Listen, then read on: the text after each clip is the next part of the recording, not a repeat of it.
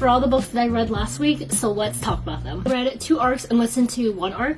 Last year, I started the Ashen series, so I read Dawn of the North, and this was so good. I gotta admit, I forget a lot of what happened in the other books. Like, I completely forgot that Scylla had a sister. So some of these characters came as a shock to me because I was like, I don't know who you are. But I think this had a really good ending, and there was no like huge cliffhanger. And it was a very long book, and I think it could have been a little shorter, but I really enjoyed it overall. And I had an arc for The Poet Empress. I've seen so many people like rave about this book, and I liked it, but I didn't love it. And as an Asian girl myself, I'm not huge into like Asian inspired or Asian fantasy stories. I feel like I'm insulting myself, but they just don't like really click for me. But this book is written very beautifully, written very poetic. Poetry magic is like the big magic system here. The FMC becomes a concubine to the prince because she needs money for her family. They're starving. The prince is just a very cruel prince. And I mean like 500 times more cruel than Cardan is. It is very dark, and I did like the ending though. It had a good ending of whether or not she was gonna unalive this prince. I would recommend it, but I just didn't like obsess over it. Now the Lies of Lena, some of these books have already been independently published, but the audiobook came out for The Lies of Lena, and I listened to that.